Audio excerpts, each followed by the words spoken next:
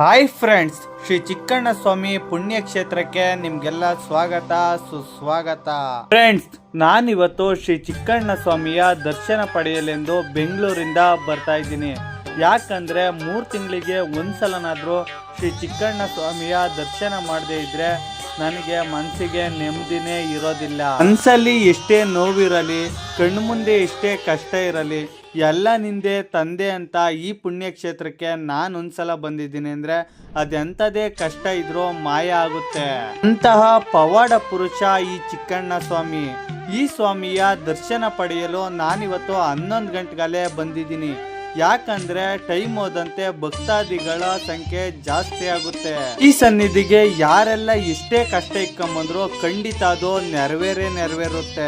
ನಾನೊಬ್ನೇ ಹೇಳ್ತಿರೋ ಮಾತಲ್ಲ, ಅಲ್ಲಿಗೆ ಬರೋ ಭಕ್ತಾದಿಗಳು ಯಾರನ್ನಾದ್ರೂ ಕೇಳಿ ಈ ಪವಾಡ ಪುರುಷನ ಬಗ್ಗೆ ಖಂಡಿತ ಹೇಳ್ತಾರೆ. ನನ್ನ ಪ್ರತಿ ನೋವಿನಲ್ಲೂ ನಗುವಿನಲ್ಲೂ ಸದಾ ನನ್ನ ಜೊತೆ ಇದ್ದು ಸದಾ ನನ್ನನ್ನು ಕಾಯುವುದು ಇದೇ ಸ್ವಾಮಿಯೇ, ಶ್ರೀ ಚಿಕ್ಕಣ್ಣ ಸ್ವಾಮಿ. ಹಾಗೆ ನಾನು ಈ ಸ್ವಾಮಿಯ ಬಗ್ಗೆ ವಿಡಿಯೋ ಮಾಡಿದಾಗ ಎಷ್ಟೋ ಜನ ಲೊಕೇಶನ್ ಕೇಳಿದ್ರೆ ಲೊಕೇಶನ್ ಸಮೇತ ತೋರಿಸಿದ್ದೀನಿ. ಫ್ರೆಂಡ್ಸ್, ನೀವೇನಾದ್ರೂ ಈ ಸ್ವಾಮಿಯ ದರ್ಶನ ಪಡೆಯೋಕ್ಕಾಗಿಲ್ಲ ಅಂದ್ರೆ ಇಲ್ಲಿಂದಲೇ ಪಡ್ಕೊಳ್ಳಿ.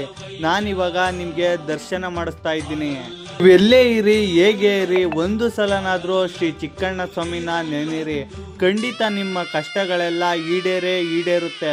ನಂಬಿ ಬಂದ ಭಕ್ತರನ್ನು ಎಂದಿಗೂ ಕೈ ಬಿಡದೆ ಕಣ್ಣೀರಿಟ್ಟವರ ಕಣ್ಣೀರು ಒರೆಸಿ, ಪ್ರೀತಿ ಮಾಡುವವರ ಮನೆಯ ಬೆಳೆಸಿ, ದ್ವೇಷ ಮಾಡುವವರ ಮನೆಯ ಮುರಿದು, ಯಾವುದೇ ಜಾತಿ ಭೇದವಿಲ್ಲದೆ ನಂಬಿ ಬಂದ ಭಕ್ತರನ್ನು ಸದಾ ಹರಿಸುವ ಈ ನಮ್ಮಪ್ಪ ಪವಾಡ ಪುರುಷ. ಒಂದು ಮನೆ ಹಾಳು ಮಾಡಿ ಮತ್ತೊಂದು ಮನೆ ಉದ್ಧಾರ ಮಾಡೋರ್ನ ಯಾರೇ ಬಿಟ್ರೋ ಶ್ರೀ ಚಿಕ್ಕಣ್ಣ ಸ್ವಾಮಿ ಎಂದಿಗೂ ಬಿಡೋಲ್ಲ.